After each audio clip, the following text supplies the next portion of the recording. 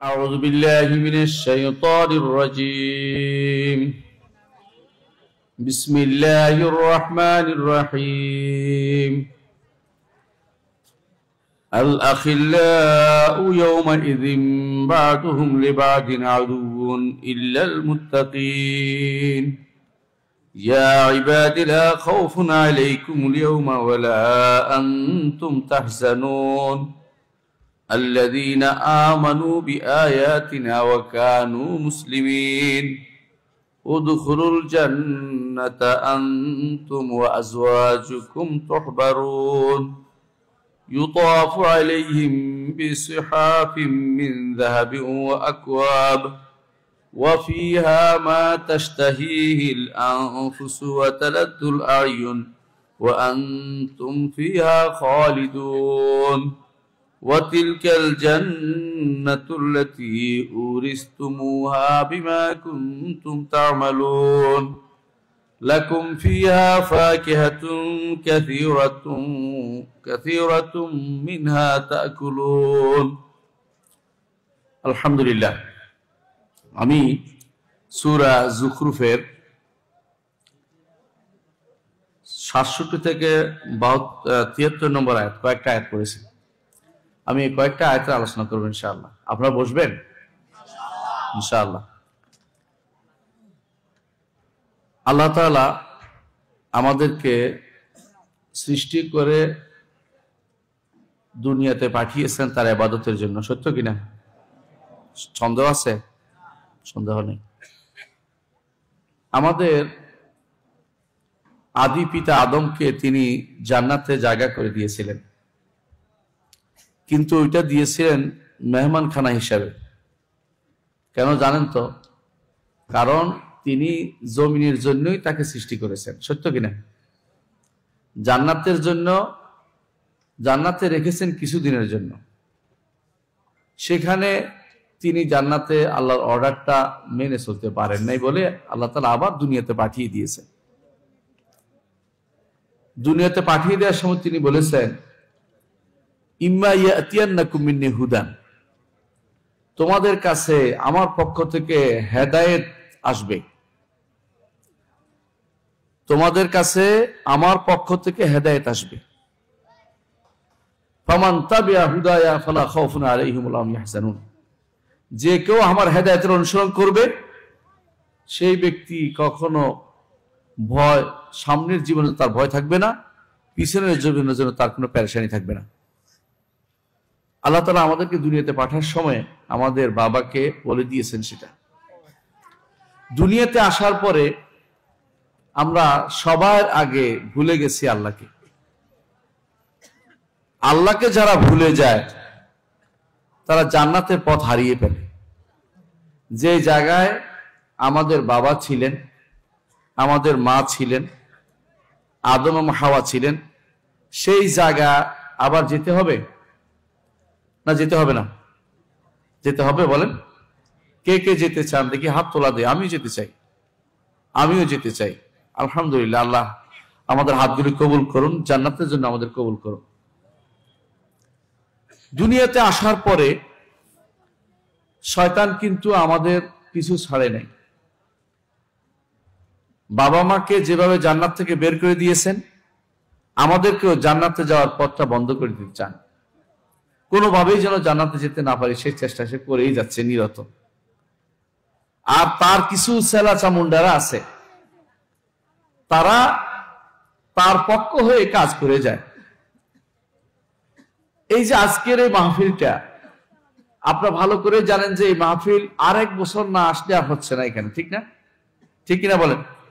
তারপরেও বাজারে যত মানুষ আছে, দোকানে, এখানে হয়তো তত মানুষ নেই, ওখানে আরো বেশি মানুষ আছে। এর অর্থ হচ্ছে ওখানে যারা আছে ওদেরকে কে কে প্রলোভন দিল, প্রশ্রয় দিল ওখানে যাওয়ার জন্য? শয়তান লেগে আছে। শয়তানের সাথে তার দোসররা আছে। বন্ধু বান্ধবরা ডাকছে, চল একটু ঘুরে আসি, চল একটু ঘুরে আসি। এই বন্ধু বান্ধবরা মানুষকে পথভ্রষ্ট করছে।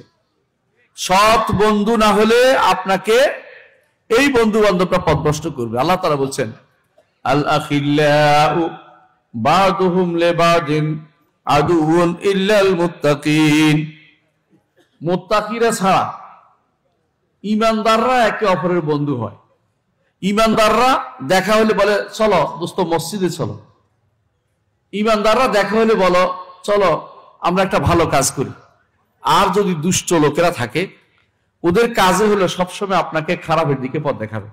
বলো চলো একটা সিনেমা চাই, ওখানে একটা যাত্রা হচ্ছে, ওখানে একটা এটা হচ্ছে, শুনছো অমুকখানে একটা অমুকের একটা কনসার্ট হচ্ছে, এগুলি আপনাকে স্মরণ করিয়ে দিবে। এরা সাক্ষাৎ শয়তানের দোসর। কিয়ামতের দিন এরা আপনার শত্রু হবে। কি বলবে? ইয়া লাইতানি লাম আত্তাখিজ ফুলানান খলিলা। সেদিন আফসোস করে বলবে হায় রে অমুককে যদি বন্ধু না বানাতাম। লাকাদ আদাল্লানি আনি যিকরি বা'দা ইয জাআনি ওয়া কানা শাইতানু লিল ইনসানি খাযুলা। আমার কাছে আল্লাহর বিধান এসেছিল, আয়াত এসেছিল, এই শয়তান তো আমাকে এই পথ থেকে দূরে সরিয়ে দিয়েছে। আল্লাহর বিধান এবং আয়াত কে নিয়ে আসছে? নবীরা। নবীদের চেয়ে পৃথিবীতে ভালো মানুষ আর কেউ কোনোদিন ছিল না। ছিল কিনা বলে? ছিল না। নবীদের পথে চলতে হলে শয়তানের পথ ছাড়তে হবে। নবীদের পথে চলতে হলে খারাপ লোকের সংস্রব ছাড়তে হবে। নবীদের পথে চলতে হলে নবীদের মাদ্রাসাকে ভালোবাসতে হবে। নবীদের পথে চলতে হলে মসজিদে আপনার অন্তরটা লটকে থাকতে হবে। নবীদের পথে চলতে হলে আপনাকে দুনিয়ার চাকচিক্য দেখে আপনি পাগল হওয়ার কোনো কারণ নাই। দুনিয়ার চাকচিক্য কিছুদিনের জন্য। কয়দিনের জন্য বলেন তো? একটা মানুষ 10 বছর পর্যন্ত কিছুই বুঝে না, ছোট বাচ্চা থাকে, অথবা 12 বছর পর্যন্ত। এরপরে কিছুদিন সে খেল তামাশার মধ্যে লিপ্ত থাকে, মানে তখন সে মনে করে যৌবন, কি করব না করব। এরপরে বিয়ে শাদী করলে সম্পদ জোগানোর চিন্তা থাকে। এরপরে যদি বাড়িঘর করে, এখন বাড়িঘর অহংকার করতে থাকে, বন্ধু বান্ধব দাওয়াত দেয়, আসো দেখো আমার বাড়িঘর কি আছে। সুবহানাল্লাহ। এরপরে আল্লাহ তাআলা তাকে দুনিয়া থেকে নিয়ে যায়, কাজ কিছুই করা হয় নাই। আখিরাতে বিশাল যে জীবনের কি শেষ আছে ভাই? আখিরাতের জীবনের কোনো শেষ নাই। সেই জীবনের জন্য কোনো পাথর সংগ্রহ করা হয় নাই। আপনি যদি কেউ আপনাদের দেশে কেউ সৌদি আরব যায় না? যায় কিনা? সৌদি আরব যাইয়া কেউ কি ওখানে ভুলে যায় দেশের কথা? না, ভুলে থাকতে পারে না। কেন? সেই মনে করে আমার বাড়ি কিন্তু এটা নয়, আমার বাড়ি বাংলাদেশে। টাকা পয়সা যা পাই বাংলাদেশে পাঠাই, কেন? যাতে করে সেখানে গেলে শান্তিতে বসবাস করতে পারি। দেশে গেলে এখানে আমার টাকা রোজগারের জায়গা হিসেবে আসছে। দুনিয়াটা হচ্ছে আখিরাতের জন্য কিছু জিনিস সংগ্রহের জায়গা। যে কেউ সংগ্রহ করে যেতে পারবে না সেখানে কিছুই পাওয়া যাবে না। সেখানে সংগ্রহ করে যেতে হলে দুনিয়াতে এত বেশি দুনিয়ার প্রতি মোহ আপনার থাকতে পারবে না। যত বেশি আপনি চিন্তা করবেন যে আমার এইটা হলো না কেন, ওইটা হলো না কেন, ওইটা হলো না কেন, এই কোনোটাই আপনার সাথে কবরে যাবে না। সবগুলো উপরে রেখে যেতে হবে। যদি সন্তান ভালো হয়, যদি সন্তান নেককার হয়, যদি সন্তান আলেম হয়, তাহলে সেই সন্তান যত ইবাদত করবে আপনার আমল নামায় তা যুক্ত হতে থাকবে। আল্লাহু আকবার। আর সন্তানকে যদি কোনো সম্পদ দিয়ে যান, আর সেই সম্পদ সন্তান খারাপ কাজে ব্যয় করে, কবরে বসে কি শান্তিতে থাকবেন? শান্তি পাবেন না। ওখানেও অশান্তি আপনার যুক্ত হবে। দুনিয়ার বুকে এই জন্য আপনাকে শত্রু চিনতে হবে। আপনার বড় শত্রু হচ্ছে শয়তান। 2 নম্বর শত্রু হচ্ছে বন্ধু বান্ধব, খারাপ বন্ধু বান্ধব, যারা আপনাকে ভালো পথ থেকে দূরে বের করে নিয়ে গেছে। 3 নম্বর শত্রু হচ্ছে আপনার এই 2 বাহুর পাশে থাকে, এটাকে কোনোদিন দেখেন না, এটার নাম হচ্ছে নফস। এই নফস আম্মারা আপনাকে খারাপের দিকে নির্দেশ দেয়। ওয়ামা উবাররিউ নাফসি ইন্নান নাফসা লাআম্মারাতুম বিসু। আমি আমার নফসকে গুনাহমুক্ত বলছি না, নফস তো খারাপের দিকে নির্দেশ দেয়। বিশ্বাস করুন, এই নফসকে বাঁধা অনেক কঠিন কাজ। এই নফস কিছুক্ষণ পর পরে ছুটে যায়, মনে বলে যে এটা করে ওইটা দেখি, ওখানে যদি ঘুরে আসি, কিন্তু নফসকে বেঁধে রাখতে হবে। কারণ এই কয়টা দিন সলফে সালেহিন আফসোস করে বলতেন, কয়টা দিন একটু সবর করো। আল্লাহর ইবাদতে সবর করাটা কত বেশি জরুরি এটা আপনাকে কিভাবে বুঝাই?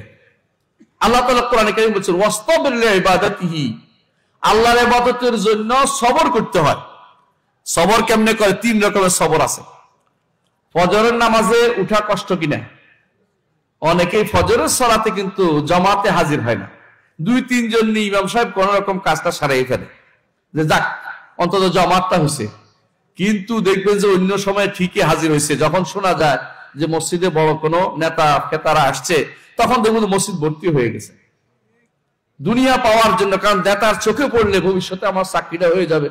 দুনিয়া আর কিচ্ছু না। দুনিয়া আল্লাহর চোখে যে আপনি চোখের সামনে আছেন কিনা, আল্লাহ তাআলা আপনাকে দেখছেন কিনা, যে আল্লাহ আপনাকে দেখছেন, সার্বক্ষণিক দেখছেন, যত অন্ধকার প্রকোষ্ঠেই থাকেন না কেন আল্লাহ আপনাকে দেখছেন। অন্ধকার অন্ধকার যেখানে পানির নিচে, সেখানে আলো যেখানে নাই, সেখানে যদি কোনো মাছ ঘুরে বেড়ায় পানির নিচে, আল্লাহ দেখেন কিনা? দেখেন কিনা বলেন? দেখে। আপনাকেও দেখে, আপনার সন্তানকেও দেখে। রাতের অন্ধকারে কোথায় হেঁটে যাচ্ছেন আল্লাহ দেখে, দিনের বেলা কোথায় কি করছেন আল্লাহ দেখে। আল্লাহকে যথাযথ, আল্লাহকে লজ্জা করে আপনি সবর করে, ঘুমকে বাদ দিয়া ইবাদতের জন্য সবর করতে হয়। একটা এখানে বসছেন যে এটা একটা ইবাদত, বলেন দলিল দেন। দলিল হচ্ছে রাসূলুল্লাহ সাল্লাল্লাহু আলাইহি ওয়াসাল্লাম বলেছেন, আমার নবী বলেছেন, যেখানে আল্লাহর জিকির হয়, ইবাদত হয়, সেখানে ফেরেশতারা সেটাকে দানা, সেখানে ফেরেশতারা তাদের সেখানে অবস্থান করে ফেরেশতারা, এবং আল্লাহর পক্ষ থেকে রহমত নাজির হয়, সাকিনা আসে, ফেরেশতারা সেখানে ঘিরে ধরে এবং তারা একে অপরকে ডাকে, হালুম্মু, এদিকে আসো, এদিকে আসো, এখানে বসো। এই মজলিসগুলো আল্লাহ তাআলার প্রিয় মজলিসের অন্তর্ভুক্ত। এইখানে আপনি সবর করে বসা, এটা সওয়াবের কাজ। দ্বিতীয় সবর হচ্ছে গুনাহ থেকে বাঁচার জন্য সবর। গুনাহ থেকে সব বাঁচার জন্য সবর কি? মন চায় এই তো কিছুক্ষণ একটু কি দেখি, পর্নোগ্রাফি দেখি। আগেকার দিনে একটা সিনেমা দেখতে হলে ওই যে রাজশাহী শহরে যাইতে হইতো, যাইয়া ওই একটা সিনেমা হলে দেখে আশেপাশে হুজুর দেখা যায় কিনা, আশেপাশে মুরব্বীরা কেউ দেখতেছি কিনা, বিভিন্ন রকমের চুরি চুট্টামি করে ঢুকতে হইতো। এখন কিন্তু অবস্থা এমন দাঁড়িয়েছে, আপনার হাতের মুঠোর ভিতরে গুনাহটা ঢুকিয়ে দেওয়া হয়েছে। যদি আল্লাহকে কেউ ভয় না করে, তো রাতে সারা রাত ধরে অন্যায়ের মধ্যে যুবকরা লিপ্ত হয়ে যাবে। নাউযুবিল্লাহ। ঈমান রাখা এখন সবচেয়ে কঠিন কাজ হয়ে দাঁড়িয়েছে। এই সময়ে আপনার আমার জন্য সবচেয়ে বেশি দরকার গুনাহ থেকে বাঁচার জন্য সবর করা। ওয়াসতাবির লিইবাদাতিহি, গুনাহ থেকে বাঁচার জন্য ইবাদতের মাধ্যমে সবর করবেন। ওই গুনাহ বাদ দিবেন, ইবাদতের মধ্যে নিজেকে নিয়োজিত করে রাখবেন। 2 নম্বর কাজ। 3 নম্বর, বিপদ আপদ আপনার আসবেই। দুনিয়াতে আল্লাহ তাআলা বিপদ আপদ দিয়েছেন বিভিন্ন কারণে। 1 নম্বর কারণ হচ্ছে আপনাকে ঈমান পরীক্ষা করবেন আল্লাহ তাআলা। ওয়ালা নাবলুয়ান্নাকুম বিশাইইম মিনাল খাউফি ওয়াল জুই ওয়া নাকসিম মিনাল আমওয়ালি ওয়াল আনফুসি ওয়াত তামারাত ওয়া বাশশিরিস সাবিরিন। আপনার সম্পদ নিয়ে যাবে, সন্তান নিয়ে যাবে, আপনার কষ্ট, আপনাকে বালা মুসিবত দিয়ে ভর্তি করে দিবে, কিন্তু আপনাকে আল্লাহ চাচ্ছেন পরীক্ষা করে খাঁটি করে নিতে। এই জন্য দেখবেন কাফের কিছু হয় না। আমাদের ইসলামী বিশ্ববিদ্যালয়ে একজনে পশ্চিম দিকে ফিরে আসার খায় না। আশা খাওয়া বুঝেন তো, নামাজ তো পড়েই না, ওইদিকে পড়েও না, ওইদিকে কোনোদিন ওর কোনোদিন সর্দি লইতে আমরা দেখি না। তো আমরা বলতাম যে এই লোকটার কোনো সর্দি হয় না, আর আমাদের অনেকের ঠান্ডা লাগে, জ্বর উঠে, এই লোকের কোনোদিন কিছু খারাপ দেখি না, তার সবসময় কাল ভালো থাকে, ঘটনা কি? তো আমার কাছে বন্ধু এসে বলে, আমি বললাম শোনেন, আল্লাহ তাআলা যার ভালো চান তাকে দুনিয়াতেই বিপদ আপদ দিয়ে তার গুনাহ মাফ করে দেন, 1। দ্বিতীয়ত তার মর্যাদা বৃদ্ধি করে দেন, 2। তৃতীয়ত তাকে খাঁটি করে তোলেন। কারণ দুনিয়ার যে যা ঢুকেছেন পেটের ভিতরে, যা চোখ দিয়ে দেখছেন, যা পা দিয়ে হেঁটে অন্যায়ের দিকে গেছেন, হাত দিয়ে যা ধরছেন, যা অন্যায় সম্পদ বক্ষণ করছেন, ঈমানদারকে যাকে ভালোবাসে আল্লাহ তাকে বেশি পরীক্ষা করে। রাসূলুল্লাহ সাল্লাল্লাহু আলাইহি ওয়াসাল্লাম বলেছেন, আশাদ্দুন নাসি বালান আল আমবিয়া সুম্মাল আমসালু ফাল আমসাল। দুনিয়ার বুকে সবচেয়ে বেশি বিপদে রাখে আল্লাহ নবীদেরকে, তারপর নবীদের যারা কাছাকাছি তাদেরকে সেই বিপদে, তাদের মধ্যে বিপদটা দিয়ে থাকেন, তারপরে এইভাবে। আর যারা হাদিসে আছে রাসূলুল্লাহ সাল্লাল্লাহু আলাইহি ওয়াসাল্লাম বলেছেন, ইমানদার হচ্ছে গাছের মতো, এমন গাছ যে গাছে বাতাসে কি করে এদিক ফেলা একবার ওদিক ফেলে, অর্থাৎ দুনিয়ার বুকে তার কিছু বিপদ আপদ হবেই। আর কাফের হচ্ছে এমন গাছ যে গাছে বাতাসে একটু নড়ে না, শক্ত একটা গাছ, তাল গাছের মতো, একটু বাঁকা হয় না, শক্ত থাকে কাফের। ইমানদারের বিপদ আপদ হবে, কিন্তু সবর করতে হবে। এই সবরের একটা হচ্ছে বন্ধু বান্ধব আপনাকে হারাম কিছু পাঠাবে, বন্ধু বান্ধব আপনাকে হারাম রিকোয়েস্ট পাঠাবে, আপনাকে মেয়েরা রিকোয়েস্ট পাঠাবে, তথাকথিত এখন ফেসবুক বের হয়েছে, ওই ফেসবুক হচ্ছে শয়তানের আখড়া, কিছুই না। ফেসবুকের মধ্যে, বিশেষ করে ফেসবুকের মধ্যে যা আসে, এগুলো যদি কোনো কেবল দেখতেই থাকেন, আপনার সালাত দূরে সরে যাবে, মসজিদ থেকে দূরে সরে যাবেন, ঈমান থেকে দূরে সরে যাবেন, ধীরে ধীরে আপনার আল্লাহকে ভুলে যাবেন। এরপরে আপনার কাছে আর কোনো কিছু খারাপ মনে হবে না। একটা মেয়ের দিকে তাকানো কি হালাল? হারাম না? এই যে খবর পাখিকে একটা মেয়ে আছে টিভির মধ্যে দেখে, এটা কি হালাল তাকানো এটার দিকে? আপনার ঘরে কি টিভিটা আছে? আছে, অনেকের ঘরে আছে, আমি জানি অনেকের ঘরে আছে। এইটা টিভিটা হচ্ছে একটা শয়তানের বাক্স। দয়া করে এই বাক্সটা বের করে ফেলে দিবেন, কোনো দরকার নাই। এই বাক্সটা আপনার কোনো উপকার করে না। আমাদের বাসায় বাক্সা নাই, আমাদের রুমও নাই, আমাদের কোনো ক্ষতি হচ্ছে না। বিশ্ব কোন দিকে চলে গেল আপনার কোনো লাভ নাই। যত বেশি দুনিয়ার দিকে আপনি ঝুঁকবেন, কোথায় কি হয়েছে জানি আপনার কি হবে, শেষ পরিণতি কি? আপনি যখন কবরে যাবেন, আমল করেন নাই, আপনার ওই সমস্ত জিনিস আপনার কোনো উপকার দেবে না। কিন্তু যদি আমল করতে পারেন, বন্ধু বান্ধবদের চক্রান্ত থেকে বের হয়ে যেতে পারেন, আল্লাহ তাআলা আপনাকে জান্নাত দিবেন। আল আখিল্লাউ বাদুহুম লিবাদিন আদুউন ইল্লাল মুত্তাকিন। কিন্তু মুত্তাকিরা সেদিন শত্রু হবে না। দুনিয়ার বুকে যে সমস্ত খারাপ লোকেরা আপনাকে বন্ধু হিসেবে নিয়েছিল, তারা সেদিন ইস্তাবাররা আল্লাযীনা তাবাউ মিনাল্লাযীনা তুবু। আল্লাহ বলতেছেন, যারা অনুসরণ করে চলছেন, আজ নেতা খেতা আছে না, নেতাদের অনুসরণ করে চলছে, নেতারা বলবে অসম্ভব, তোমাকে আমি চিনি না, একদম বেমালুম অস্বীকার করে যাবে। আল্লাহ বলতেছেন এটা, ইস্তাবাররা আল্লাযীনা তাবাউ মিনাল্লাযীনা তুবু। যাদের অনুসরণ করতো তারা বলবে আমার তোমাদের চিনি না, বলে তোমরা আমাদের কুনতুম তাতুনা বিল ইয়ামিন, শপথ নিয়ে আসতে বলতো, কিছু হলে আমি দেখবো, আজকে কই তোমরা তো আমাদের কিছু দেখতেছো না। কিন্তু আল্লাহ বলছে তারা সেদিন আপনার থেকে হাত গুটিয়ে নিবে। দুনিয়া থাকতে যেন আপনার বন্ধুকে চিনেন। আপনার বন্ধু হচ্ছে আল্লাহ, আপনার বন্ধু হচ্ছে রাসূল, আপনার বন্ধু হবে রাসূলের যারা সত্যিকার অনুসারী, তারা সাধারণ কোনো আলেম নয়, যারা আলেমে দ্বীন, এই মাদ্রাসা থেকে যারা বের হবে তারা আপনার বন্ধু হবে। লাভ কি? আপনি যদি কিছুই করতে না পারেন, এইখানে যে বসছেন এটাও আপনার পক্ষে যাবে। রাসূলুল্লাহ সাল্লাল্লাহু আলাইহি ওয়াসাল্লাম কি বলেছেন? নাহনু কওমুন লা ইয়াশকা জালিসুহুম। আমাদের সাথে বসলে কোনো ব্যক্তি কোনো হতভাগা হয় না। প্রিয় ভাইরা, একটা ঘটনা বলি শুনেন। রাসূলুল্লাহ সাল্লাল্লাহু আলাইহি ওয়াসাল্লাম একদিন এরকম দাস দিচ্ছেন, তিনজন আসছে, একজন এসে আস্তে করে চলে গেছে যাতে করে রাসূল দেখতে না পায়, বুঝছেন তো অবস্থাটা। আরেকজন এসে ওই খাম্বার পিছনে লুকিয়ে বসে আছে। আরেকজন এসে একবারে বসে গেছে দাঁড় শোনার জন্য। রাসূলুল্লাহ সাল্লাল্লাহু আলাইহি ওয়াসাল্লাম তার সাথে উদাহরণ দিয়েছেন তিনটা। বলছেন যে যে লোকে আমাদের সাথে বসে গেছে সে খাবারে অংশগ্রহণ করছে, আর যে লোকে পিছনে লজ্জাবে পিছনে বসে ইস্তাহিয়াল্লাহু মিনহু, আল্লাহ তাকে লজ্জা ভেবে দূরে সরিয়ে দিয়েছেন, আল্লাহ থেকে লজ্জা করার কারণে দূরে সরিয়ে দিয়েছেন। আর যেই ব্যক্তি দূরে আস্তে করে পালিয়ে গেছে, আর আল্লাহ তার থেকে মুখ ফিরিয়ে নিয়েছেন। আল্লাহর এই দ্বীন থেকে, মাজলিস থেকে কখনো মুখ ফিরিয়ে যাবেন না কোনোদিন। মনে রাখবেন, এটা হচ্ছে আপনার দ্বীনের সহযোগী কাজ। একজন বলল যে ইয়া রাসূলুল্লাহ, অমুক তো এখানে আসছে, সে বসার নিয়তে আসেনি, এমনি যাচ্ছিল বলে বসছে, বলে যে নাহনু কওমুন লা ইয়াশকা জালিসুহুম, আমরা এমন একটি জাতি, আমাদের সাথে কেউ বসলে কোনোদিন হতভাগা হয় না। আল্লাহু আকবার। এখানে বসলে হতভাগা হবেন না। আমাদের শেখ মুহাম্মদ বিন সালেহ আল উসাইমিন একটা ঘটনা আপনাদেরকে বলি। তিনি একদিন দেখছেন তার সামনে একটা ছেলে বসা আছে। তিনি বলছেন, এই আমি কি বলছি, তো বলতে পারে না। তো বলছে, তো তুমি আসছো কেন? তুমি যে আমার যা বলছি বলতে পারো না, আসছো কেন? বলছে, আমি আপনার মুখে শুনেছি যে নাহনু কওমুন লা ইয়াশকা জালিসুহুম, আমরা এমন একটি গোষ্ঠী যে আমরা এখানে কেউ যদি আমাদের সাথে বসে হতভাগা হয় না। আমি এইটা শুনে সেই থেকে আমি যাই না, যে বুঝি আর না বুঝি এখানে বসলে তো আমি সৌভাগ্যশালী হবো। সুবহানাল্লাহ। বুঝতে পারছেন কথাটা? সুতরাং আলেমদেরকে ভালোবাসেন, আলেমদেরকে ভালোবাসেন, আলেমদের মজলিসকে ভালোবাসেন, কারণ আলেমরা হচ্ছে নবীদের ওয়ারিস। আমি হয়তো গুনাহগার বান্দা, কিন্তু আগে দুইজন বক্তা আছেন দেখবেন মাশাআল্লাহ, ওরা আসলেই আল্লাহর দ্বীনের জন্য দিন রাত 24 ঘন্টা কাজ করে যাচ্ছে। এদের কোনো ইখলাসের অভাব আমরা দেখি না। এই মানুষগুলি যখন আলোচনা করবে তো দেখবেন যে এরা আসলেই দ্বীনের জন্য কাজ করে যাচ্ছে। এদেরকে ভালোবাসতে হবে, কারণ কাজটা হচ্ছে নবীদের কাজ। নবীদের কাজ আলেমরা করে। আল উলামা ওয়ারাসাতুল আম্বিয়া। সুতরাং আপনি আমি দুনিয়ার বুকে কাদেরকে বন্ধু বানাবেন?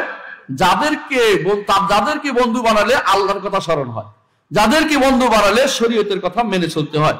অন্য কাউকে বন্ধু বানাবেন না। যাদেরকে বন্ধু বানালে আপনার আল্লাহ দ্বীন থেকে দূরে সরে যায়, তাদেরকে বন্ধু বানাবেন না। যদি আপনি মুত্তাকিদের দলে থাকতে পারেন, সেদিন আপনার কি করবে?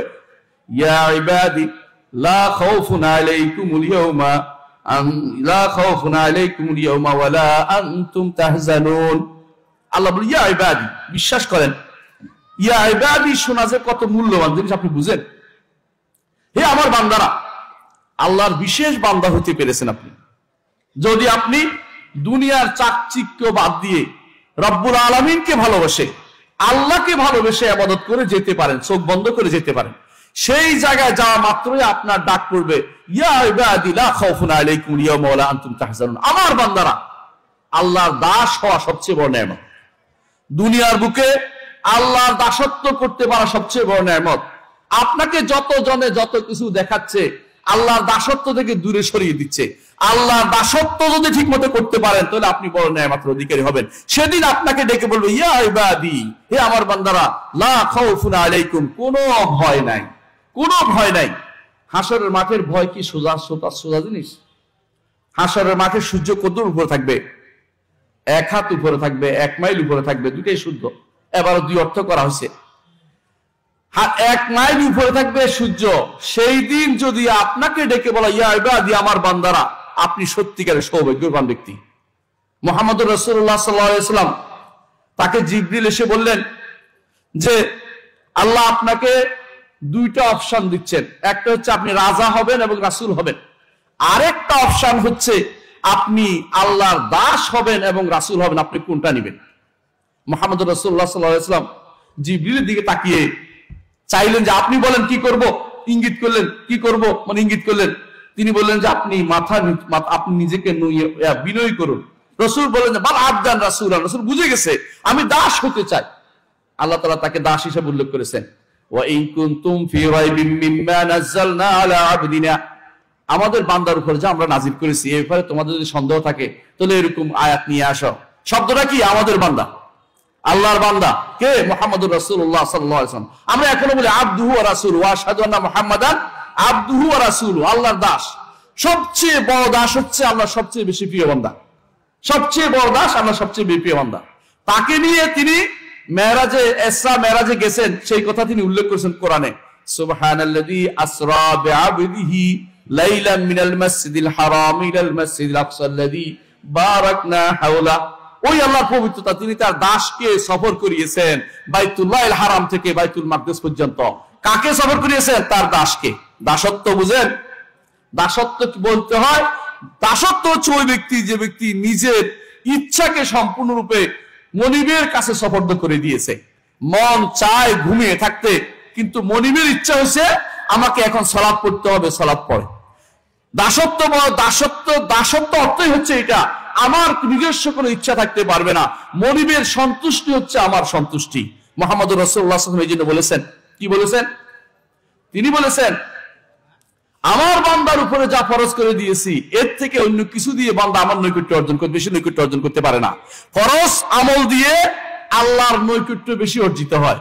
তারপরে নফল ইবাদত করতে থাকে এমন অবস্থা হয় যে আমি তার জন্য এমন হাত হয়ে যা দিয়ে সে পাকড়াও করে। এর অর্থ কি বান্দার আল্লাহ এক হয়ে যায়? হ্যাঁ, না।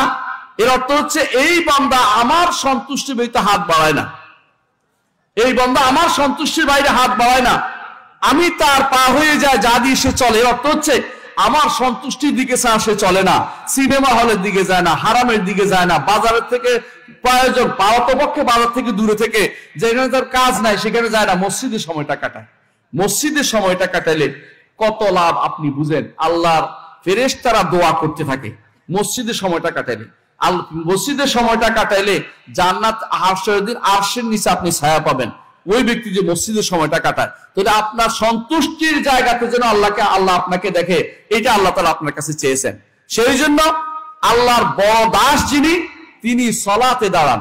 ওয়া আন্নাহু লাম্মা কামা আবদুল্লাহ ইয়াদউহু কাদু ইয়াকুনুনা আলাইহি লিবাদা। যখন আল্লাহর বড় দাসকে মুহাম্মদ রাসূলুল্লাহ সাল্লাল্লাহু আলাইহি ওয়াসাল্লাম, আপনি যত বেশি আল্লাহর দাসত্ব করতে পারবেন, যত বেশি আল্লাহর ইবাদত করতে পারবেন, তত বেশি আল্লাহর সন্তুষ্টি অর্জন করতে পারবেন। প্রিয় ভাইরা, যেটা বলছিলাম, যদি জান্নাতে যেতে চাই, আল্লাহর প্রিয় একটা ডাক শুনতে চান, আমার বান্দা, তা তোমার কোনো ভয় নাই, তাহলে আল্লাহ দাসত্ব করে যেতে হবে। দুনিয়াতে সময়টা বেশি লম্বা নয়, 50, 60 বছর, 70 বছর বাঁচে সর্বোচ্চ। কিন্তু আখিরাতের জীবনের কত বছর বাঁচবে? 100, 200, 1 লাখ, 2 লাখ, কোনদিন শেষ হবে না। যেই জীবন কোনদিন শেষ হবে না, ওই জীবনের জন্য কিছু পাথেয় সংগ্রহ করে যেতে হবে। সেই দিন কি হবে? আল্লাহ কাদেরকে জান্নাতের ডাক দিবেন? ইয়া ইবাদি বলে ডাক দিবেন। আল্লাহ বলে দিয়েছেন, আল্লাযীনা আমানু বিআয়াতিনা ওয়া কানু মুসলিমিন, যারা আমার আয়াতে ঈমান এনেছে।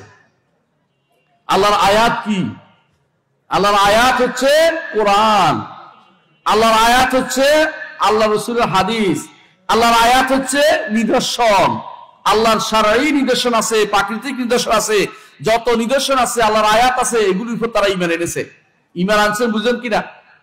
রাসূলুল্লাহ সাল্লাল্লাহু আলাইহি ওয়াসাল্লামের সাহাবী এসে বলছে, সাহাবী শুনছে, ইয়া রাসূলুল্লাহ, আল্লাহ তাআলা বলছেন, লান তানালুল বিররা হাত্তা তুনফিকু মিম্মা তুহিব্বুন, যা বেশি পছন্দ করো তা দান না করলে তোমরা কোনোদিন নেকির অধিকারী হতে পারবে না। সাহাবী এসে বলে, ইয়া রাসূলুল্লাহ, এই বিরহা, এই কুয়া সহ এই বাগানটা আমার সবচেয়ে বেশি প্রিয়, আমি এটা আল্লাহর রাস্তায় দান করে দিতে চাই, যাতে করে আমি আল্লাহর কাছে নেককার অধিকারী হতে চাই। কতটুকু বিশ্বাস হলে দান করে যায়, আপনি চিন্তা করে দেখুন। আমি দান কোনটা করে জানেন? অতিরিক্ত জিনিসটা দান করি, আর তারা প্রিয় জিনিসটা দান করে। পার্থক্যটা বিশাল। প্রিয় জিনিসটা তারা মনে করে এখানে দান করলে আমি ওখানে পাবো, আর আপনি মনে করছেন যে জিনিসটা বাড়তি হয়েছে ওইটা দেই, যেটা মূল জিনিস আছে আমার সন্তানে পাবে। বিরাট পার্থক্য। সন্তানের চিন্তা করে তারা কাজ করে নাই, তারা আখিরাতকে এত কাছে মনে করেছে। সাহাবায়ে কেরাম রাদিয়াল্লাহু আলাইহিম আজমাইন, তাদের অবস্থা কি ছিল জানেন? সাহাবী নিজেরা বলতেছেন, তাদেরকে এমন লোক আমি পেয়েছি, যদি বলতো যে আগামী দিন কিয়ামত কায়েম হবে, তাদের মধ্যে আর বাড়তি ইবাদতের করার কোনো সুযোগ থাকতো না। এত বেশি ইবাদত তারা করতো, এত বেশি দাসত্ব তারা করতো। আল্লাহর দাসত্ব যত বেশি করবেন, তত বেশি আল্লাহর নৈকট্য অর্জন করতে পারবেন। এই দাসত্বের 1 নম্বর শর্ত হচ্ছে আল্লাহর উপর ঈমান, আল্লাহর আয়াত কোরআনের উপর ঈমান আনতে হবে। ওয়া কানু মুসলিমিন, এবং আত্মসমর্পণ করতে হবে, সম্পূর্ণরূপে আল্লাহর কাছে নিজেকে সঁপে দিতে হবে। এটা তাওয়াক্কুলের মাসালা। আপনি আল্লাহর উপর ভরসা করতে হবে, আল্লাহর ইবাদতে নিজেকে লিপ্ত রাখতে হবে। কোনদিন যদি আপনাকে অন্যদিকে দেখে, আপনি তাড়াতাড়ি বলবেন, এই দুনিয়া আমার থাকার জায়গা নয়, এই দুনিয়াতে আমি যা করি সব আখিরাতে পাঠানোর জায়গা। ও আখিরাতে পাঠিয়ে দিতে পারলে আমার শান্তি। এখানে আমি যা রেখে যাব, এটা আমার হয় পক্ষে না বিপক্ষে, দুটো একটা যাবে। বিপক্ষে কিভাবে যাবে? অন্যায়ের কাজ যে রচনা করে যাবে, সেই ব্যক্তি এই কাজটা অন্যায়ের মধ্যে রেখে গেছে বলে তার কবরে গেলেও শান্তি পাবে না। লক্ষ লক্ষ টাকা যারা পাচার করে চলে গেছে, তাই না? পালাই গেছে না? এখন লক্ষ লক্ষ টাকা দেশটাকে শেষ করে দিয়ে পালাই গেছে কিছু মানুষ। এই মানুষগুলো যেই সম্পদ কুক্ষিগত করেছে, ওই সম্পদ যতক্ষণ পর্যন্ত রাষ্ট্রীয় কোষাগারে ফেরত না দিচ্ছে, আল্লাহ তাআলার কাছে শুধু মাপ চেয়ে কাজ হচ্ছে না। কারণ হচ্ছে এটা তো মানুষের হক রয়ে গেছে, মানুষের হক ফেরত দিতে হয়। তওবার জন্য একটা শর্ত হচ্ছে মানুষের হক হলে ফেরত দিতে হয়। এইটা সারা বাংলাদেশের মানুষের হক। এত হাজার কোটি হয়তো কোনো ব্যাংকের 1 বছরের বাজেট, হয়তো দেখবেন যে কোনো দেশের 1 বছরের বাজেট বাংলাদেশের রাজনৈতিক নেতারা সব খেয়ে ফেলেছে। ওরা কি মনে করে এটা দিয়ে আখিরাতে পার পেয়ে যাবে? 10 টাকা 20 টাকা, অথবা এই মাদ্রাসাতে একটা বিল্ডিং করে দিবে কইলো, এই কি মাপ পেয়ে যাবে? ওই বিল্ডিং এ হয়তো তার 1 কোটি টাকা খরচ হয়েছে, হয়তো 2 কোটি টাকা, 3 কোটি টাকা, 10 কোটি টাকা খরচ হয়েছে। সে যে 93,000 কোটি, 25,000 কোটি, 30,000 কোটি খাইয়ে বসে রয়েছে, ওগুলি কার টাকা খাইছে? ওগুলি সমস্ত মানুষের টাকা খাইছে। এই রাষ্ট্রীয় সম্পদ যারা ভোগ করেছে, আল্লাহর কাছে তাদের জবাবদিহি করতে হবে। একটা হাদিস বলি শুনুন। রাসূলুল্লাহ সাল্লাল্লাহু আলাইহি ওয়াসাল্লামের সময় এক ব্যক্তি এত সাহাবী একজন রসুলের খুব কাছের বান্দা, রসুলের খেদমত করতো। এমন সময় একটা তীর এসে যুদ্ধের ময়দানে তাকে ওখানে মেরে ফেলছে, একটা তীর এসে পড়ে মরে গেছে। সাহাবা একরাম বলে বসলো, ইয়া রাসূলুল্লাহ, জান্নাতি জান্নাতি জান্নাতি বলে বসলো। আমাদের সাথে কিছু কিছু আলেম অমুক তমুকের জান্নাতি সার্টিফিকেট দিয়ে দিচ্ছে, নাউযুবিল্লাহ। জান্নাতি সার্টিফিকেট কেউ দিতে পারে না। রসুল বললেন যে না, কখনো না। কারণ গনিমতের মাল থেকে যে জিনিসটা, সে একটা চাদর চুরি করেছিল, আমি দেখতে পাচ্ছি তার উপরে আগুন জ্বলতেছে, সে আগুন। এই কথা শুনে সবাই, সুতা যদি কারোটা সেটাও ফেরত দিছে, কোন একটা পিতা পাইলে সেটাও ফেরত দিছে, একটা যদি সুই পায় সেটাও ফেরত দিছে, বলছে আগুনে জ্বলতে রাজি নেই। চিন্তা করেন গনিমতের মাল কেন শাস্তি হয়েছে? কারণ গনিমতের মাল সরকারি সম্পত্তি। রাসূলুল্লাহ সাল্লাল্লাহু আলাইহি ওয়াসাল্লাম এই জন্য বলেছেন, লা সাদাকাতা মিন গুলুল, কোন ব্যক্তি যদি সরকারি সম্পত্তি চুরি করে তার কোন সদকা আল্লাহর দরবারে কবুল হয় না, কোন সদকা দান করলে কবুল হয় না। আগে চিন্তা করে দেখুন, আপনার সম্পদ যারা নিয়ে গেছে, লুটঢোক করে নিয়ে গেছে, এখন সামান্য আপনাকে হাড্ডি দিয়ে আপনাকে খুশি করতে চায় না।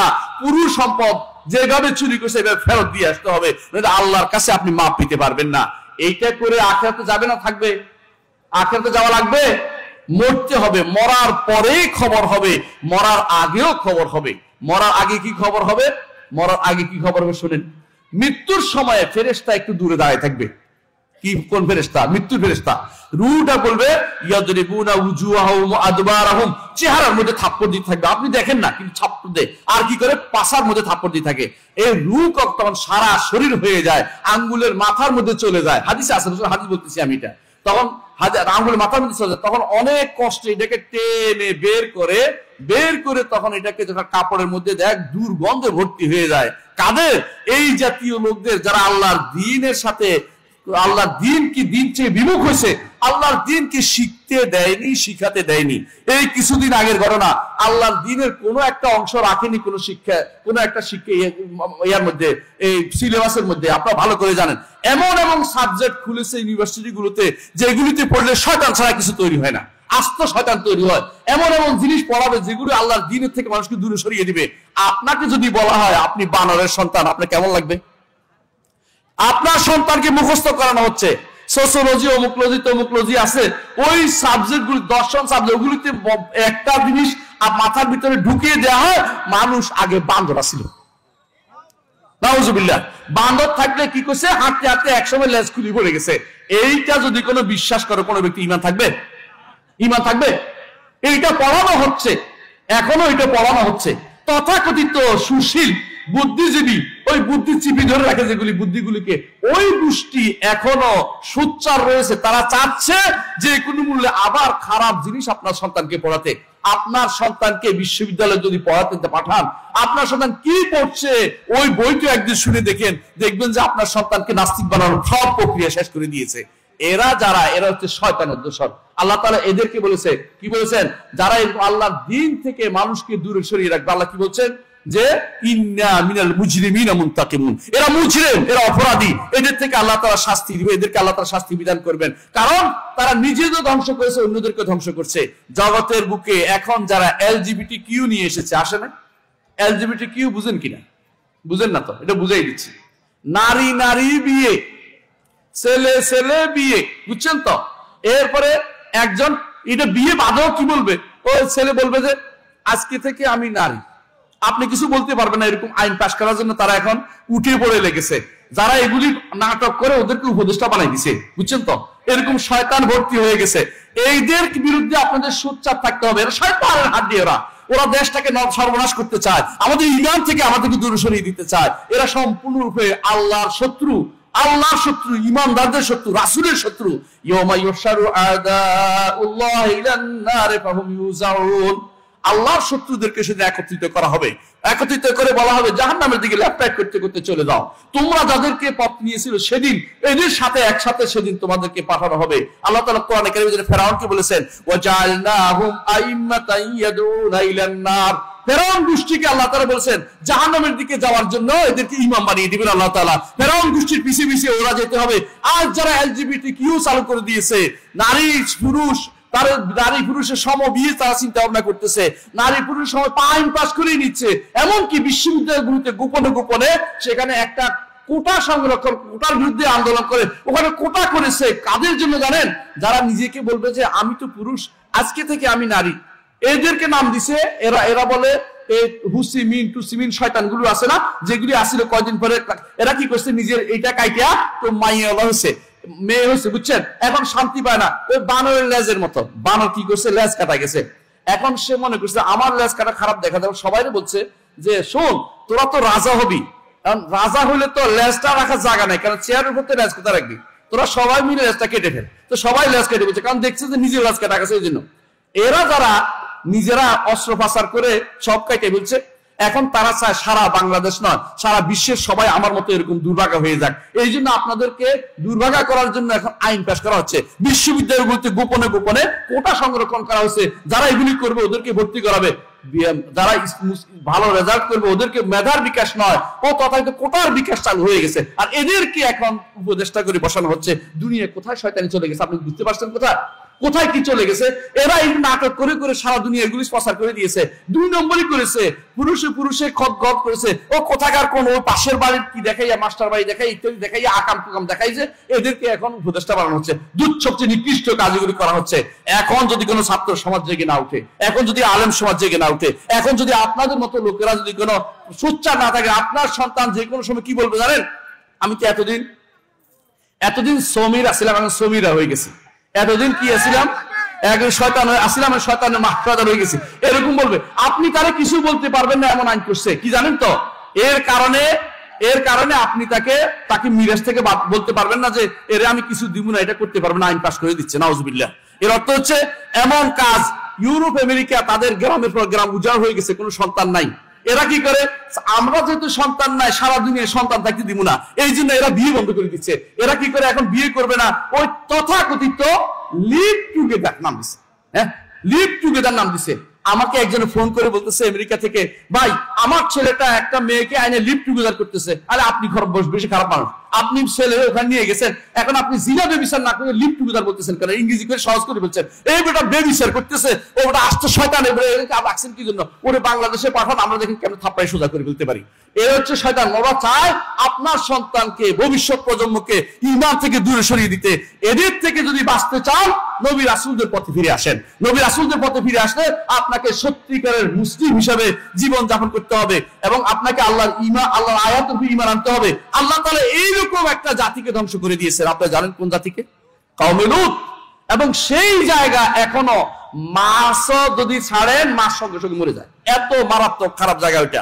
ওই জায়গাতে রাসূলুল্লাহ সাল্লাল্লাহু আলাইহি ওয়াসাল্লাম বলছেন যে এখানে তোমরা, যেখানে আল্লাহর আযাব গজব হয়েছে, ওখানে তোমরা ক্রন্দন ব্যতীত ঢুকবে না।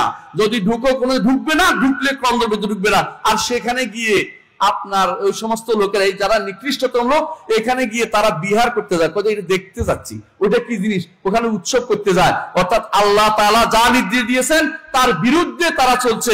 এরা কি জান্নাতের পথের মানুষ? এদের অনুসরণ যারা করে তারা সবচেয়ে নিকৃষ্টতম মানুষ। আল্লাহ তাআলা কি বলছেন? যদি ঈমানদার হতে পারেন, মুসলিম হতে পারেন, আল্লাহ কি বলছেন? সেদিন আপনাকে বলবে, উদখুলুল জান্নাতা আনতুম ওয়া আজওয়াজুকুম তুহবারুন। জান্নাতে প্রবেশ করো, জান্নাতে প্রবেশ করো, তোমাদের এবং তোমাদের স্ত্রীদের সহ আনন্দ উৎসব করো। আনন্দ উৎসবের জায়গা দুনিয়া নয়। মুহাম্মদুর রাসূলুল্লাহ সাল্লাল্লাহু আলাইহি ওয়াসাল্লাম ইচ্ছা করলে দুনিয়াতে তিনি উহুদ পাহাড় দেখছেন, আপনারা যা হজে গেছেন, বিশাল উহুদ পাহাড়, এই 13 কিলোমিটার উহুদ পাহাড় কি ইচ্ছা করলে আল্লাহ রাসূল সাল্লাল্লাহু আলাইহি ওয়াসাল্লাম বলছেন তাকে স্বর্ণ দিয়ে বানিয়ে দিত। তিনি সেটা নেন নাই। তিনি বলছেন আমি দুনিয়াতে ওই ব্যক্তির মতো হব যে ব্যক্তি কোনো গাছের নিচে শুয়েছে আবার উঠে চলে গেছে। দুনিয়াটা হচ্ছে গাছের নিচে শোয়ার মতো। গাছের নিচে কেউ বাড়িঘর করে না, মনে করে এই কিছুক্ষণের জন্য শুয়েছি, একটু আরাম করতেছি। মুহাম্মদ রাসূলুল্লাহ সাল্লাল্লাহু আলাইহি ওয়াসাল্লাম একদিন শুয়েছেন, তার পিঠে দাগ পড়ে গেছে। ওমর রাদিয়াল্লাহু আনহু এসে বললেন, ইয়া রাসূলুল্লাহ, কায়সার ও কিসরা বিশাল পট্টালিকা নিয়ে বসবাস করছে, আর আপনার শরীরে দাগ পড়ে গেছে, আপনার শরীরে দাগ পড়ে গেছে, আপনি হচ্ছেন দু জাহানের বাদশা সাইয়্যিদুল কাউনের মুহাম্মদুর রাসূলুল্লাহ সাল্লাল্লাহু আলাইহি ওয়াসাল্লাম, আপনার পিঠে দাগ পড়ে গেছে। তিনি বললেন, ওমর, তুমি কি চাও না তাদের জন্য দুনিয়া হোক, আমার জন্য আখিরাত হোক? আখিরাতকে যে ব্যক্তি চোখের সামনে রাখবে, আল্লাহ তাআলা তার জন্য সবকিছু তাকে দিয়ে দিবেন। রাসূলুল্লাহ সাল্লাল্লাহু আলাইহি ওয়াসাল্লাম এটা বলেছেন, মান কানাতিদ দুনিয়া হাম্মুহু জাআলাল্লাহু ফাকরাহু বাইনা আইনাইহি। যে ব্যক্তি দুনিয়ায় শুধুমাত্র তার চোখের সামনে রাখবে, তার অভাব কোনোদিন যাবে না। প্রিয় ভাইরা, 93,000 কোটি টাকা বা 3 লাখ কোটি টাকা বা 50,000 কোটি টাকা চুরি যারা করছে, এগুলি এগুলো চোর সবগুলি। এই চুরি যারা করছে ওদের কি সব খেয়ে যেতে পারবে? অভাব, ওদের কি চোখের সামনে শুধু অভাব দেখছে। কত লাগবে? আমি দেখলাম ওই দিন 1200 কতটা বাড়ি করছে ওই কোথায়, ওই দুবাইতে আর লন্ডনে। ওই কয় বাড়িতে সে ঘুমাবে? এত বাড়িতে ঘুমাইতে তো তার একদিন করে লাগবে, অনেকদিন চলে যাবে। তাহলে একটা মানুষ এই বাড়িতে সে শুইতেও পারবে না, কোনো কাজে লাগবে না। এই চুরি করে তার লাভটা কিছু, কারণ তার চোখ থেকে অভাব যাচ্ছে না, অভাব যাচ্ছে না, তার অভাবটা তার স্বভাবগত হয়ে গেছে। রাসূলুল্লাহ সাল্লাল্লাহু আলাইহি ওয়াসাল্লাম বলেছেন, যে ব্যক্তি দুনিয়াকে তার একমাত্র সবকিছু কর্ম চাঞ্চল্যের কেন্দ্রবিন্দু বানাবে, জাআলাল্লাহু ফাকরাহু বাইনা আইনাইহি, আল্লাহ তাআলা দু চোখের মাঝখানে লিখে দিবেন যে অভাবী, ফকির, মিসকিন, সে কোনোদিন অভাব থেকে বাঁচতে পারবে না। এবং আল্লাহ তার কাছে দুনিয়াতে যা দিবেন, কিন্তু আখিরাত তার জন্য কিছু অবশিষ্ট থাকবে না। ওয়ামান কানাতিল আখিরাতু হাম্মুহু, যে ব্যক্তি আখিরাতকে তার একমাত্র চিন্তা চেতনা বানাবে, জাআলাল্লাহু গিনাহু বাইনা আইনাইহি, আল্লাহ লিখে দিবেন যে অভাব মুক্ত, মুহাম্মদুর রাসূলুল্লাহ সাল্লাল্লাহু আলাইহি ওয়াসাল্লাম মতো অভাব মুক্ত। মাসের পর মাস পেটে আহার জুটেনি, 2 মাস পর্যন্ত আগুন জ্বলেনি।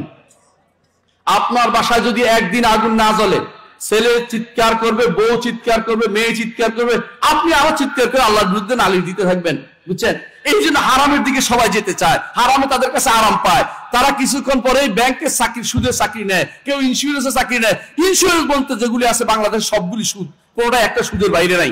ব্যাংকের অধিকাংশ সুদের উপর চলতেছে, এরা বেশিরভাগ সুদের উপর চলতেছে, এইটার মধ্যে তারা আরাম পায়। কেউ বলতেছে 1 লাখ টাকা বেতন, আপনি কি আবার কয় টাকা দেন? যখন আমরা নিষেধ করি তখন বলে আমি তো মানুষের প্রতি ভালো কাজ করতেছি। ব্যাংক যারা হারাম ব্যাংক চালু করছে ওদেরকে জিজ্ঞাসা করছে একদিন, আমি যখন বললাম, বলতেছে আমি কত মানুষের কর্মসংস্থানের ব্যবস্থা করছি আপনি কি জানেন? বুঝছেন তো, এটা কর্মসংস্থানের ব্যবস্থা, বুঝেন তো? এটা হচ্ছে কিরকম, ওই ব্যবসার টাকা দিয়ে এসে সদকা করার মতো, আর কোনো কাম নেই। এরা হচ্ছে নিকৃষ্টতম জীব। এরা আল্লাহ তাআলা কি বলছে এটাও শুনতে চায়নি, রাসূল কি বলছে এটা শুনতে চায়নি। এরা নিজেদের বিবেকে যা ইচ্ছে তা, শয়তান তাদেরকে বাল সাওয়ালাত লাহুম আনফুসুহুম আমরান, বরং শয়তান সাওয়ালা লাহুম আমরাহুম, শয়তান তাদেরকে মনের ভিতর যা উঠিয়ে দিয়েছে এবং তার মনের ভিতর যা যা বলছে সেটাই শুধুমাত্র তারা করে যাচ্ছে। এরা কোনোদিন আল্লাহর পক্ষ থেকে জান্নাতে ঢোকার সেই সুসংবাদ শুনতে পাবে না যতক্ষণ পর্যন্ত তওবা করে ফিরে না আসে। আল্লাহ তাআলা কি বলছেন? আল্লাহ তাআলা যারা আল্লাহর কথা শুনবে, ঈমান ও আমল সালেহ করবে, কি করবে? আল্লাহ তাআলা বলছেন ঈমান আর মুসলিম হবে, মুমিন হবে, উদখুলুল জান্নাতা আনতুম ওয়া আজওয়াজুকুম তুহবারুন, জান্নাতে গেলে যদি কোনো আপনার স্ত্রীর দরকার হবে, স্ত্রীরও জান্নাতে যাওয়ার ব্যবস্থা করে দিবে, স্বামী স্ত্রীকে একসাথে থাকার ব্যবস্থা করে দিবে। তাদের যেন আবার বলতে পারেন দুনিয়ার বুকে আমার স্বামী তো কালো আছিল, অথবা দুনিয়ার বুকে আমার স্ত্রীটা খারাপ আছিল, ভালো আছিল না, অর্থাৎ দেখতে খারাপ লাগে, এরকম ভালো ইমানদার ছিল কিন্তু দেখতে খারাপ লাগে, ও হয়তো আপনি এটা মনে করতে পারেন যে ওরা আবার পাইলে তো আমার শান্তি হচ্ছে না। না ভাই, আখিরাতের সৃষ্টি ভিন্ন রকম হয়ে যাবে। যারা জান্নাতে যাবে তারা একদম সুন্দর সুপুরুষ হয়ে যাবে। নারী যারা যাবে তারা নেতা হয়ে যাবে, কাদের? হুরদের নেতা হয়ে যাবে। তাদের কোনো কিছুতে কোনো কমতি হবে না, তাদের ঈমানের ক্ষেত্রে, তাদের যে সৌন্দর্যের ক্ষেত্রে কোনো কমতি হবে না। তাদেরকে দেখে আরো ভালোবাসা তাদের বেড়ে যাবে নারীদের, এবং পুরুষরাও নারীদের দেখে তাদের খুশি হবে। এই জন্য আল্লাহ তাআলা বলছেন যেদিন তিনি বলবেন উদখুলুল জান্নাতা আনতুম ওয়া আজওয়াজুকুম তুহবারুন, জান্নাতে ঢুকো তোমরা এবং তোমাদের স্ত্রীরা সহ আনন্দের সাথে, আনন্দ চিত্তে সেখানে অবস্থান করো। আর কি বলবেন? আল্লাহ তাআলা বলছেন ইউতাফু আলাইহিম বিসিহাফিম মিন যাহাবিন ওয়া আকওয়াব, আপনার পিছনে পেয়ালা নিয়ে ঘুরবে। কিসের? স্বর্ণের এবং রৌপ্যের পেয়ালা নিয়ে ঘুরবে। কি নিয়ে? আপনাকে কি খাওয়াবে? 4 রকমের জিনিস খাওয়াবে। আরো কিছু তো আরো কি খাওয়াবে, যা চান তা দিবে। তো কোরআনে 4টার কথা বলে দিয়েছেন। 4 রকমের শরবত আপনাকে দেয়া হবে, মদ দিয়েও শরবত দেওয়া হবে, এই মদের মধ্যে পাগলামি নেই, দুর্গন্ধ নাই। এখনকার মদ খাইয়া কি করে, দুর্গন্ধে আশেপাশে মানুষ থাকতে পারে না, পাগলামি করে, মাতলামি করে। হ্যাঁ, মাতলামি কেমনে করে জানেন তো? মাতলামি করে মদ খাইয়া পড়ে রয়েছে ড্রেনে পড়ে রয়েছে, এমন সময় কুকুরে এসে মুতে দিছে, বুঝছেন তো, পেশাব করে দিছে। তো বলতেছে কে রে আমার মুখে গোলাপ জল ঢেলে দিলি, বুঝছেন? এরপরে আরেক কুকুর, নিয়ম হচ্ছে কুকুরের একটা গেলে আরেকটা আসা কি করে চাটে, আরেক কুকুর জিব্বা দিয়ে এটার মধ্যে এরকম করতেছে। হ্যাঁ, এখন বলছে কে রে মখমল দিয়ে আমার মুখটা মুছে দিলি, বুঝছেন তো? আবার বলতেছে কি রে ড্রেনটা ছিল আজকে, সারা ড্রেন প্রতিদিন ছিল এই রাস্তার পাশে, আজকে আমার মাথার পাশে। সে যে ড্রেনে পড়ছে যার খবর নাই, সে বলতেছে আজকে আমার মাথার পাশে ড্রেনটা কেন আসলো? মানে ব্রেন এত খারাপ, আল্লাহ তাআলা ব্রেন দিছে ভালো কাজের জন্য, ওদের ব্রেন ব্যবহার করছে খারাপের মধ্যে, এই জন্য তারা শুধু এটাই দেখতেছে। মনে রাখবেন আখিরাতের মদিরা এরকম নয়, আখিরাতের মদ হবে আল্লাহ তাআলা বলেছে লা ফিহা গাউলু, এখানে কোন রকমের মাথা নষ্ট করবে না এবং এটা খাইয়া পাগলামি মাতলামি কিছু করবে না, বরং এই সুগন্ধি যুক্ত সেই কেষ্টরি যুক্ত সেটা দিয়ে আপনাকে আখিরাতে সেই মদ আপনাকে দেয়া হবে।